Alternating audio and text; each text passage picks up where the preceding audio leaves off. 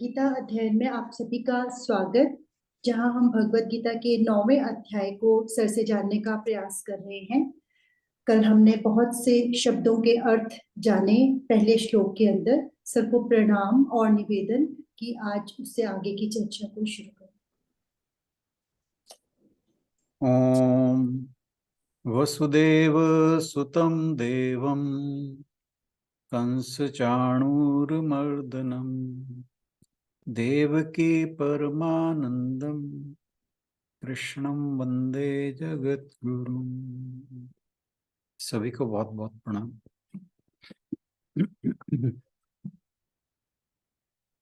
हम गीता जी के 9वें अध्याय पर चर्चा कर रहे हैं और कल हमने पहले श्लोक पर चर्चा की थी।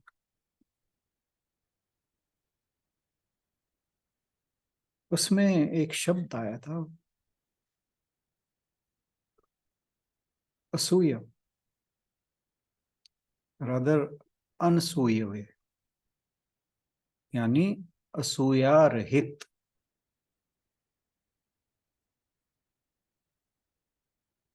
ये भगवान जी ने अर्जुन के लिए इस्तेमाल किया।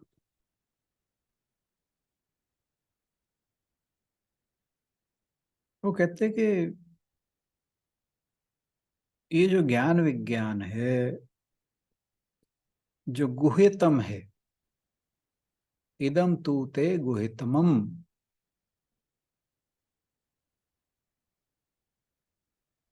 यानी गोपनीय से भी गोपनीय। ये ज्ञान मैं तुझे इसलिए दे रहा हूं कि तू अनसूयवे है, अर्थात तू असूया से रहित है, यानी तुझमें दोष दृष्टि नहीं है। यानी इस ज्ञान विज्ञान के बारे में जो कुछ भी मैं तुझसे कहूंगा, मैं मानता हूं कि तू उसमें दोष नहीं निकालेगा। और एक अच्छे शिष्य का ऐसा होना अति आवश्यक है, तभी वह ज्ञान को प्राप्त कर सकता है। जैसे हमने एक छोटा सा दृष्टांत कल बात की थी कि एक व्यक्ति एक महात्मा के पास गुरु मंत्र लेने जाता है। उसके कान में मंत्र फूंकते हैं। वो पूछता है, महाराज इसके मंत्र के बाद स्वाहा बोलना है कि नहीं, ओम लगाना है कि नहीं, किस टाइम करना है, ऐसे समय करना है कि नहीं। तो वे उसे पास बुलाकर बोले कि भाई तू रहने दे, तो केवल राम राम जप। इसके लिए ना तो किसी ओम बोलने की जरूरत है, ना किसी प्रकार का स्वाहा बोलने की जरूरत है, ना ही किसी प्रकार का अधिकारी होने की जरूरत है, ना ही किसी प्रकार के संस्कार होने की जरूरत है। तो बस राम राम रट, ये मंत्र तू रहने दे। तो जो किसी संत महात्मा या गुरु के वचनों में दोष दृष्टि रखता है, तो वो उस ज्ञान का जो गुरु या संत महात्मा देते हैं उसको पाने का अधिकारी नहीं रह जाता।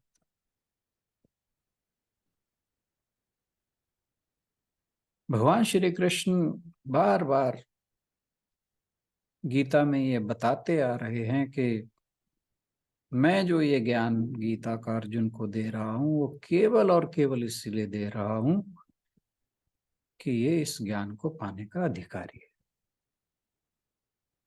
और यहां फिर उन्होंने कहा कि जो गोपनीय से भी गोपनीय ज्ञान है, मैं इस अपने शिष्य अर्जुन को इसलिए दे रहा हूं कि वह इसके लिए पात्र है, क्योंकि वह मैं जो भी कहूंगा उसमें ये दोष दृष्टि नहीं रखेगा। और भगवान ने ये भी कहा कि जो ज्ञान विज्ञान में तुझे देने जा रहा हूं, ये तो जन्म मरण से इससे मुक्त हो जाएगा। मोक्षस्य अशुभात्, अशुभ से मुक्त हो जाएगा। अशुभ यानी संसार का चक्र, आवागमन का चक्र। तो इसके बाद अब हम चलते हैं अगले श्लोक, श्लोक नंबर 2 पर।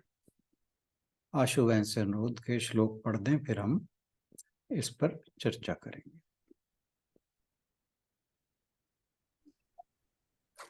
जी सर। राजविद्या राजगुह्यं पवित्रम् इदमुत्तमम् प्रत्यक्षावगमं धर्म्यं सुसुखं कर्तुमव्ययम्। यह विज्ञान सहित ज्ञान संपूर्ण विद्याओं का राजा तथा संपूर्ण गोपनीयों का राजा, अति पवित्र, अति उत्तम, प्रत्यक्ष फल वाला, धर्म युक्त, साधन करने में बड़ा सुगम और अविनाशी है। भगवान जी ने यहाँ बता दिया कि ये जो ज्ञान सहित विज्ञान में तुझे बताने जा रहा हूं, इसकी महिमा कितनी है। जो व्यक्ति आत्मज्ञान की साधना करता है तो जो शब्द भगवान जी ने यहाँ कहे हैं वो उसमें उत्साह पैदा करते हैं। भगवान श्री कृष्ण कहते हैं कि जीवन का विज्ञान जो सर्वोच्च है, अपने सार में गहरा है, शुद्धिकरण करने वालों में सबसे ऊपर है और बड़ी सुगमता से समझने योग्य है। क्यों? क्योंकि इसे प्रत्यक्ष अनुभव द्वारा सत्यापित किया जा सकता है, यानी इसको अपने अनुभव में लाया जा सकता है। यानी इस ज्ञान को विज्ञान बनाया जा सकता है। और ये ज्ञान जो है स्वयं के अनुभव का है, ना कि ऐसा कि जिसका विवरण हमें कोई दे रहा है।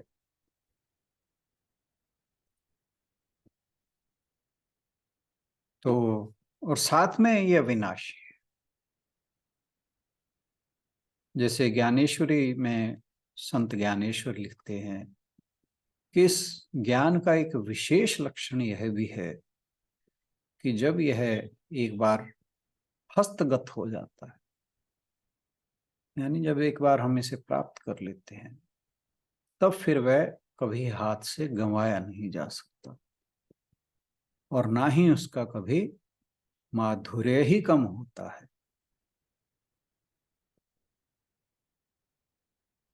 तो सत्य हमारे सामने आने की प्रतीक्षा कर रहा है, लेकिन शर्त यह है कि उसके मार्ग में आने वाली जो बाधाएं हमने उत्पन्न कर रखी हैं उन्हें हमें हटाना हो।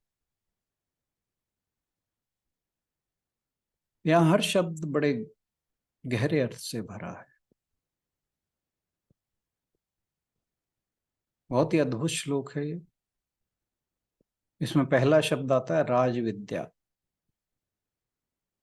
विद्याओं का राजा। संसार की जितनी भी विद्याएं हैं ये उन सब से श्रेष्ठ है, सर्वोच्च है। ऐसा ज्ञान है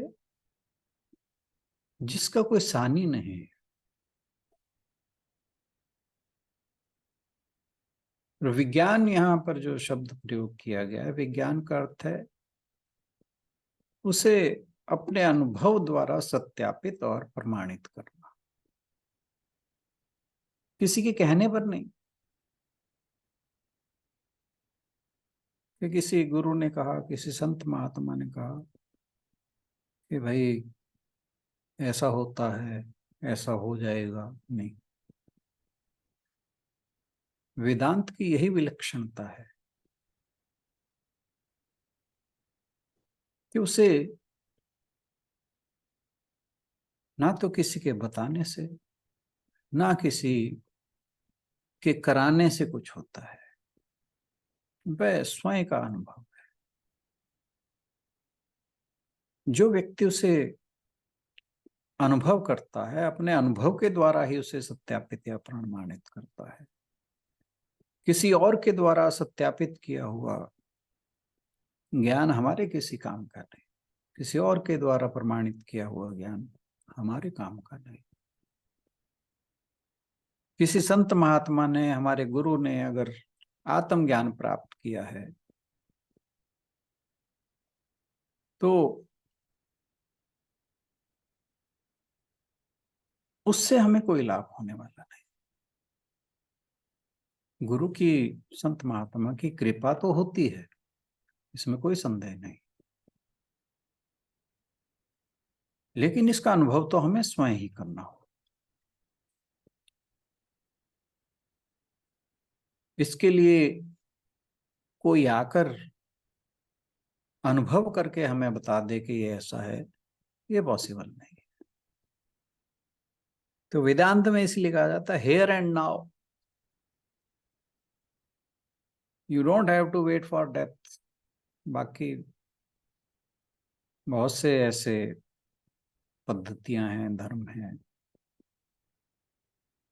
जिसमें कहा जाता है आप यूं करो तो मरने के बाद आपको स्वर्ग मिलेगा, मरने के बाद आपको पूरे मिलेंगे, बहुत कुछ कहा जाता है। लेकिन हमारा सनातन धर्म जो है उसमें ऐसी कोई बात नहीं। वेदांत कहता है कि आप इसे तुरंत अभी अनुभव कर सकते हो यदि आपके अंदर पात्रता है। आपको ध्यान होगा जब एक बार राजा जनक ने अपनी सभा में कहा था कि मुझे कोई ऐसा व्यक्ति देखना है जो मुझे घोड़े की पैर पर, घोड़े के रकाब पर पैर रखने से लेकर बैठने तक के समय के बीच कोई आत्मज्ञान को उपलब्ध करा दे। सारी सभा की बक्की रह गई। फिर एक 14 वर्ष का बालक जो 8 स्थानों से वक्र था, इसलिए उसे अष्टावक्र कहा जाता है। 8 स्थानों पर उसका शरीर टेढ़ा था। वो सभा में आता है और कहता है कि हाँ, मैं इस ज्ञान को तुम्हें कितनी देर में उपलब्ध करा सकता हूं। और पूरे विद्वानों के भरी उस सभा में अष्टावक्र जी ने, जो राजा जनक थे, उनको उस आत्मज्ञान से उपलब्ध करा दिया। ऐसा है ये ज्ञान। तो फिर इसके बाद आती है बात गुह्यम, गहरा, रहस्यमय या गुप्त। गुहा शब्द से गुह्य बना है, जिसका अर्थ होता है गुफा। तो क्योंकि गुफा में अंधेरा रहता है, हर तरफ से बंद होती है, सिर्फ एक ही द्वार खुला रहता है, तो वहां पर कुछ भी खोजना बड़ा मुश्किल रहता है। वहीं से ये शब्द बना है गुह्यतम। यानी रहस्यमय, गुप्त, जिसे खोजना आसान न।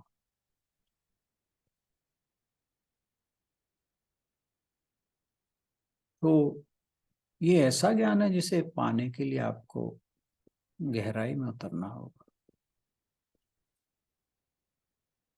जैसे कबीर जी ने कहा था, जिन ढूंढा तिन पाइया, गहरे पानी बैठ, मैं बपरी डूबन डरी, रही किनारे बैठ। तो जो गहराई में नहीं उतरेगा वो इन ज्ञान के मोतियों को नहीं प्राप्त कर सकता।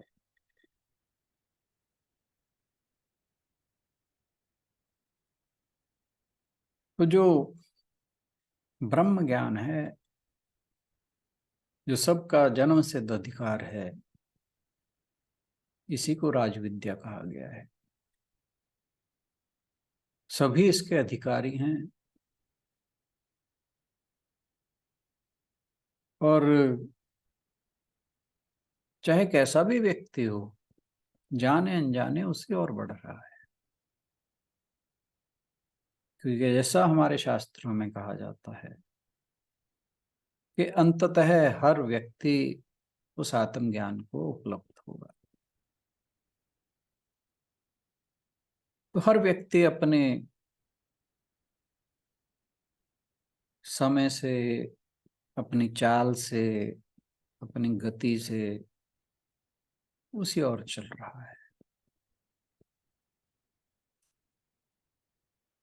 कोई घूमता घुमाता आ रहा है, कोई सीधा जा रहा है, कोई इसी जन्म में उसे प्राप्त कर लेगा, किसी को ना जाने कितने जन्म लगेंगे। भगवान जी ने स्वयं कहा है कि कोई विरला ही उस ज्ञान को उपलब्ध होता है। तो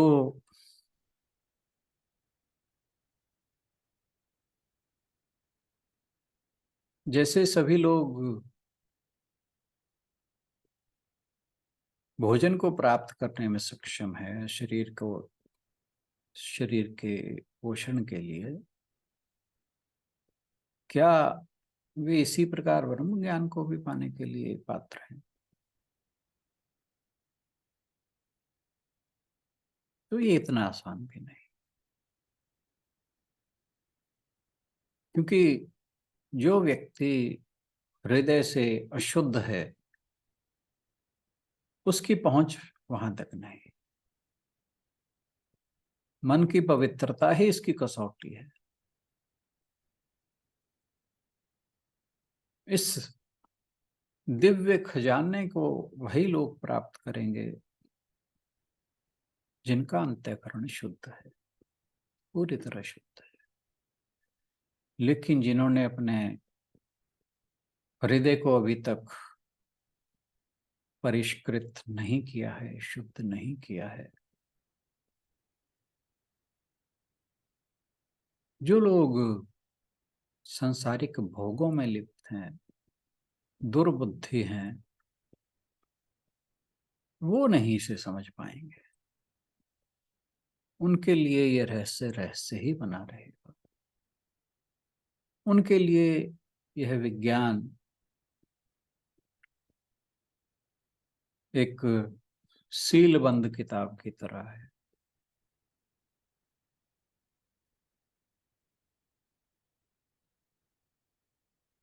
जिस प्रकार जल शरीर को शुद्ध करता है, ब्रह्म ज्ञान जीवात्मा को उसकी गिरी हुई अवस्था से उसी प्रकार शुद्ध करता है, उसे ब्रह्म में पुनः स्थापित कर देता है।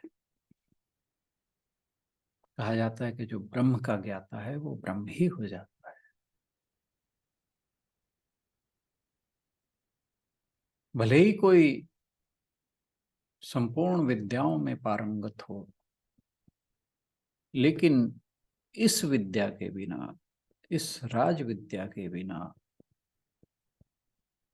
उसे शांति प्राप्त नहीं हो सकती। क्योंकि ये राज विद्या अत्यंत गोपनीय है। जिस प्रकार राजा को एक किले के अंदर उसके सैनिक चारों ओर से घेर कर सुरक्षित रखते हैं, उसी प्रकार इस ज्ञान को, इस विद्या को जो विषय भोगों में लिप्त हैं, मूर्ख हैं, अविचारी हैं, अविश्वासी हैं, श्रद्धाहीन हैं, उनसे छिपा कर रखना चाहिए। लेकिन जो अधिकारी हैं, जैसे भगवान जी ने अर्जुन को अधिकारी बताया, उनके प्रति इस ज्ञान को प्रकट कर देना चाहिए।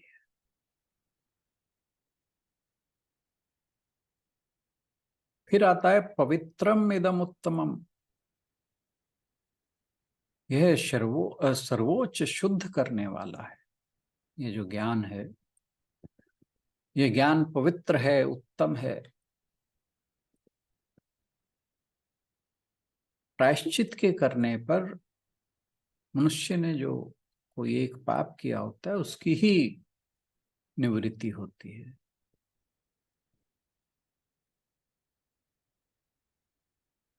और वह जो निवृत्ति है अपने कारण में सूक्ष्म रूप से रहती ही है, क्योंकि मनुष्य वापस उस पाप को फिर से करता है। लेकिन यह ज्ञान जो है, ये बड़ा अद्भुत है। ये सहस्र जन्मों में जो हमारे संचित स्थूल और सूक्ष्म अवस्था वाले सभी तरह के पापों को और उनके कारण जो अज्ञान की अवस्था हमें प्राप्त हुई है, उसका तुरंत छेदन कर देता है। अतः इससे अधिक पवित्र कुछ नहीं है। इसके बाद एक शब्द आता है प्रत्यक्ष वागमम, यानी आप इसको प्रत्यक्ष अपने जीवन में अनुभव कर सकते हैं। दिन प्रतिदिन जो भी आप करते हैं, ये आपके आंखों के सामने है।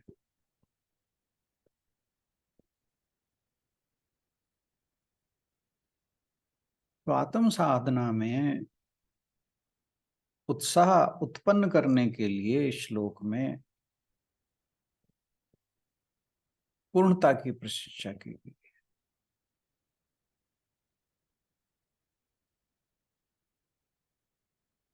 और ये जो शब्द आया है प्रत्यक्ष वागमम, जैसे किसी विशेष प्रकार के स्वर्ग का पता लगाने के लिए अंतरिक्ष में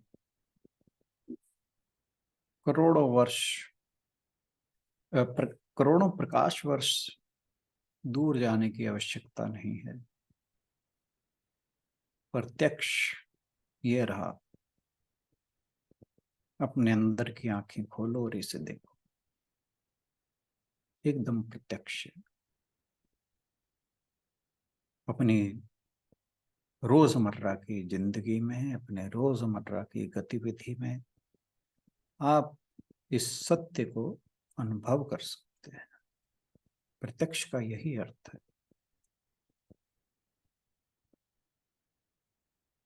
इस सर्वोच्च सत्य को अनुभव करने के लिए आपको किसी अलग प्रकार की जीवन शैली व्यतीत करने की आवश्यकता नहीं। एक गृहिणी के रूप में, एक मजदूर के रूप में, एक कार्यकर्ता के रूप में, एक राजनेता के रूप में, जीवन की कैसी भी अवस्था में आप हों, इस सत्य को अनुभव कर सकते हैं जो हर क्षण हमारे लिए उपलब्ध है। फिर आता है धर्म्यम। ये धर्म से बिल्कुल अलग नहीं है। यानी ये जो आध्यात्मिक संदेश है, ये समाज को मजबूत करेगा, मानवीय संबंधों को मजबूत करेगा। बहुत सी ऐसी धार्मिक प्रथाएं हैं जो समाज को नुकसान पहुंचाती हैं, मानवीय संबंधों को तोड़ती हैं। ऐसे बहुत से दर्शन उपलब्ध हैं जो समाज का नुकसान करते हैं, लेकिन यह एक ऐसा आध्यात्मिक संदेश है जो समाज को, मानवीय संबंधों को जोड़ता है। जहां समाज को कष्ट ना हो, ऐसी शिक्षा को ही धर्म्यम कहा जाता है। जितने भी ज्ञानी पुरुष होते हैं, जीवन मुक्त लोग होते हैं, इनकी शिक्षाएं हमेशा धर्म्यम ही होती हैं।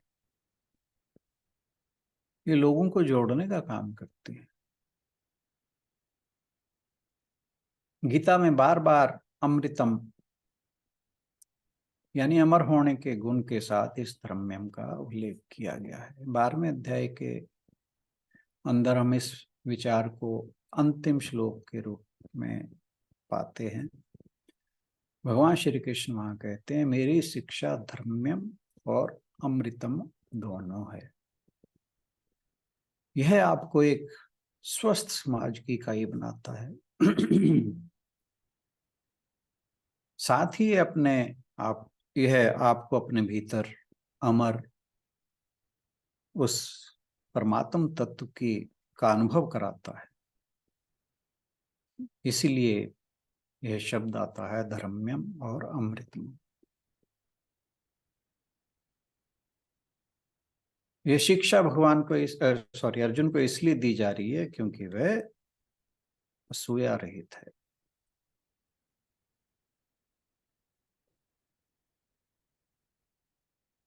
जब अग्नि राख से ढक जाती है तो अग्नि प्रकट नहीं होती। जब ऊपर से तुम राख हटाते हो तो फिर अग्नि प्रकट हो जाती है।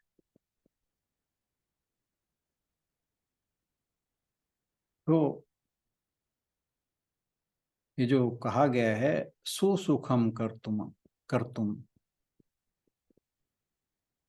इसका मतलब यही है कि आपको केवल अज्ञान को हटाना है।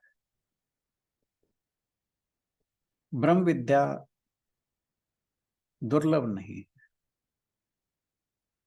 ना ही दुर्गम है।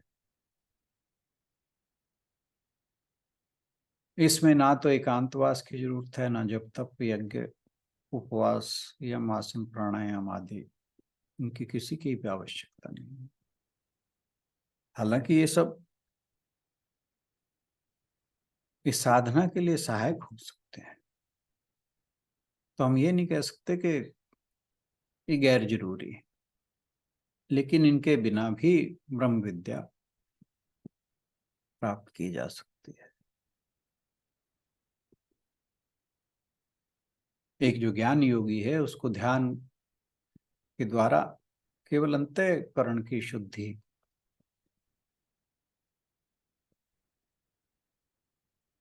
करनी है, और जब उसका अंतःकरण शुद्ध हो जाता है तो वो तत्व ज्ञान को प्राप्त कर लेता है।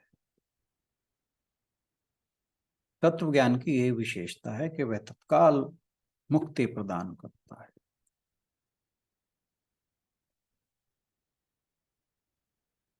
वास्तव में जो परमात्मा का ज्ञान है वो हमारे अपने स्वरूप का ज्ञान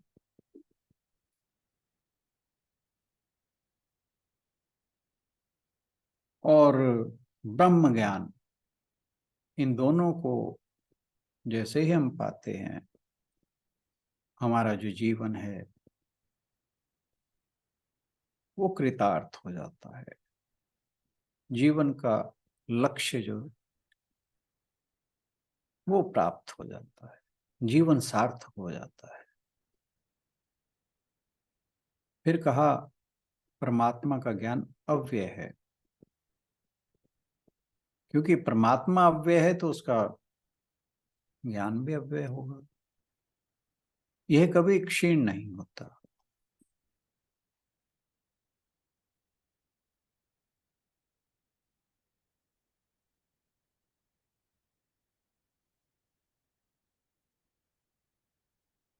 जो इतना कहा है कि सुसुखम कर्तुम, ये अनायास ही साध्य है, तो इसका थोड़ा बहुत फल ही होता होगा।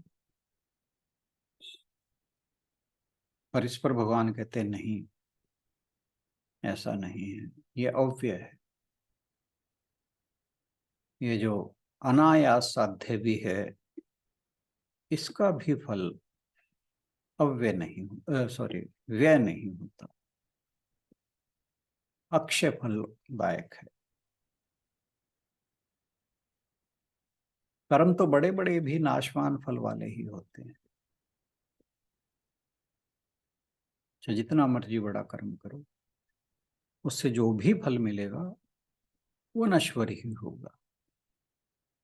बृहदारण्यक के उपनिषद में महर्षि याज्ञवल्क्य जी गार्गी से कहते हैं, हे गार्गी, जो पुरुष इस अक्षर पुरुष को ना जानकर इस लोक में अनेक सहस्र वर्ष पर्यंत तक याग यज्ञ आदि करता है और तप करता है,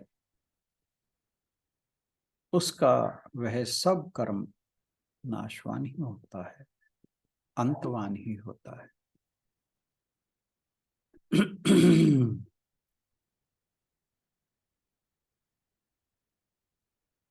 हम दैनिक जीवन में परमानंद को कैसे प्राप्त कर सकते?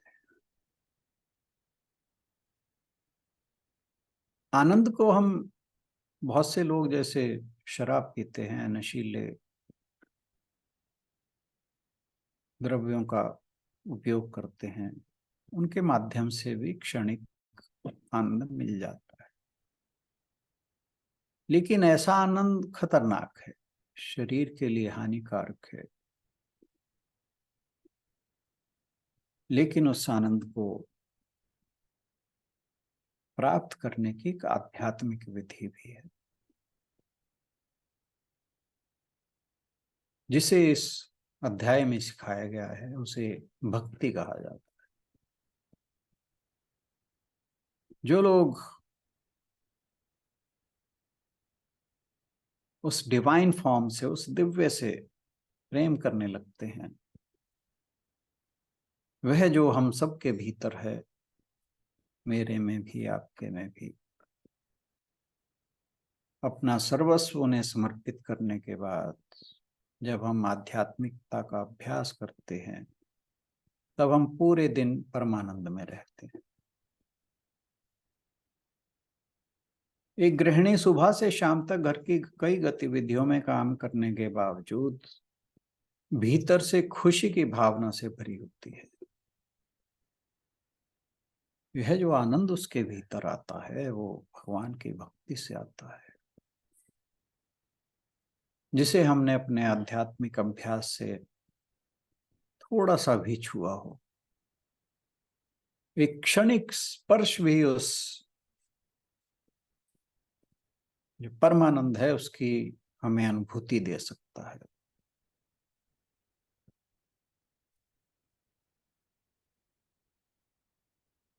हमारे देश में भक्ति की महान शिक्षा हमें परमानंद देने के लिए ही बताई जाती है। एक भक्त हमेशा आनंदित रहता है, वो गाता है, नाचता है, भजन करता है, भगवान के प्रेम में मग्न हो जाता है।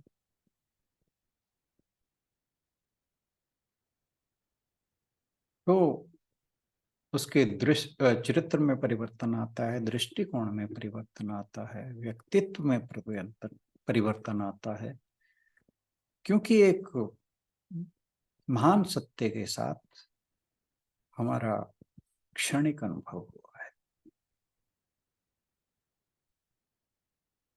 तो इस प्रकार गीता द्वारा दी गई महान शिक्षाओं को स्पष्ट रूप से समझने से दैनिक जीवन में आनंद संभव हो सकता है।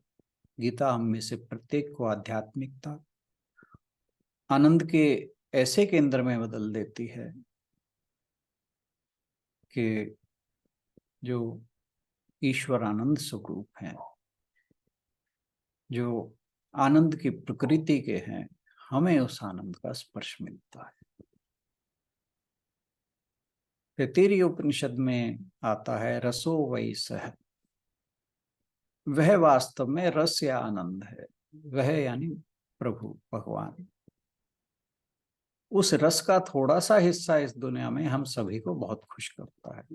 बहुत से ऐसे माध्यम हैं जिनके माध्यम से हमें उस रस का एक क्षणिक अनुभव होता है। जैसे कोई बहुत अच्छी चीज हमें खाने को मिल जाए, कोई बहुत अच्छा दृश्य देखने को मिल जाए, कोई बहुत ही कर्णप्रिय संगीत सुनने को मिल जाए, तो ये वह रस है जो हम सभी को बहुत खुश करता है। और भगवान श्री कृष्ण हमें सीधे उस रस की खोज करने के लिए आमंत्रित करते हैं। अब तक ये जो रस था वो अलग अलग स्रोतों से आ रहा था और बड़ी अल्प मात्रा में था, लेकिन भगवान श्री कृष्ण हमें उन सभी रसों के स्रोत स्वयं भगवान के पास जाने के लिए कहते हैं। इसीलिए यह जो ज्ञान है ये बहुत ही व्यवहारिक है।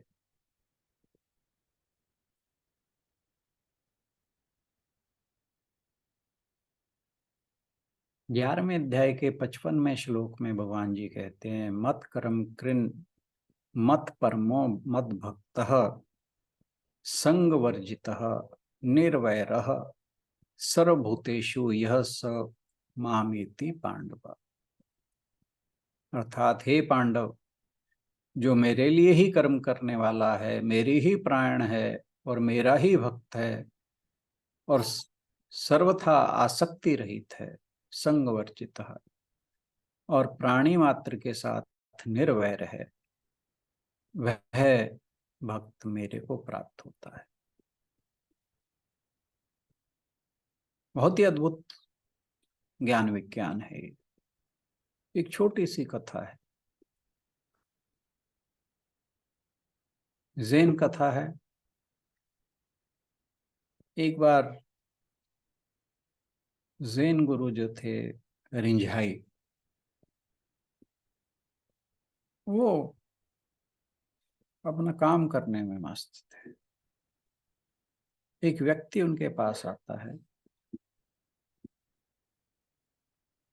कि महाराज, जब आप इस ज्ञान को उपलब्ध नहीं हुए थे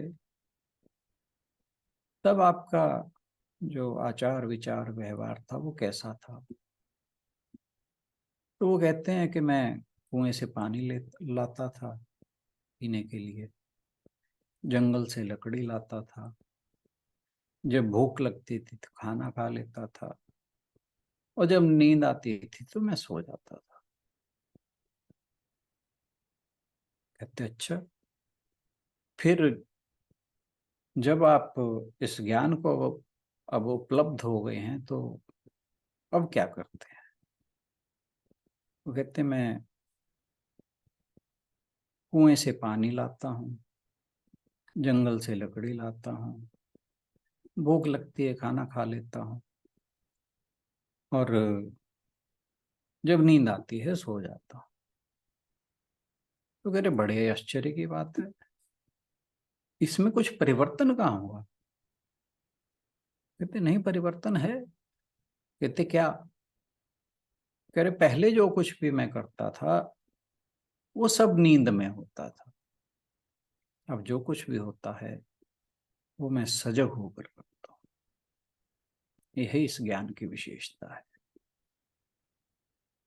जो ये प्रत्यक्ष वागमम कहा गया है उसका यही अर्थ है कि इसे दिन प्रतिदिन जिया जा सकता है। एक ऐसा एहसास जो हमारे दैनिक जीवन को प्रेरित करेगा। यही वह चुनौती है जिसे हमें स्वीकार करना है, सत्यापित करना है, अपने अनुभव से प्रमाणित करना है। और ऐसा नहीं कि हम पहले व्यक्ति होंगे ऐसा करने के लिए, हमसे पहले ना जाने कितने हजारों लाखों लोग ऐसा कर चुके हैं। भगवान श्री कृष्ण ने चौथे अध्याय में इस बात को कहा था कि कई लोगों ने इस सत्य को महसूस किया है। ज्ञान के तप के माध्यम से वे सब गुणों से परे चले गए हैं। ज्ञान का तप, भक्ति का तप उच्चतर स्तर पर, उच्चतम स्तर पर दोनों समान है।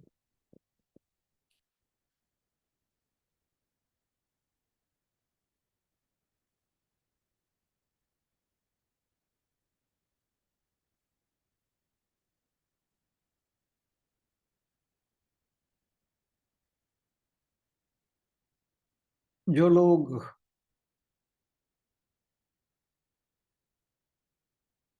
सांसारिक भोगों में व्यस्त हैं,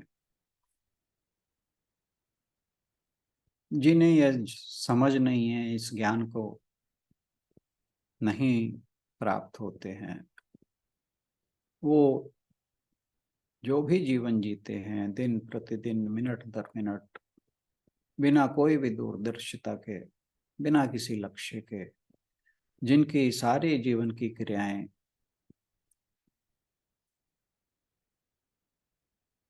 किस प्रकार निर्देशित किए जाएं, यही जो है अगले श्लोक का विषय है, जिसके बारे में हम बात कल करेंगे। आज के लिए इतना ही। बहुत बहुत धन्यवाद। Thank you everyone.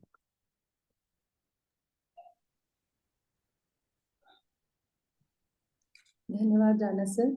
यदि आप में से कोई आज के श्लोक को लेकर अपने विचार रखना चाहे या कुछ जानना चाहे तो आपका स्वागत है।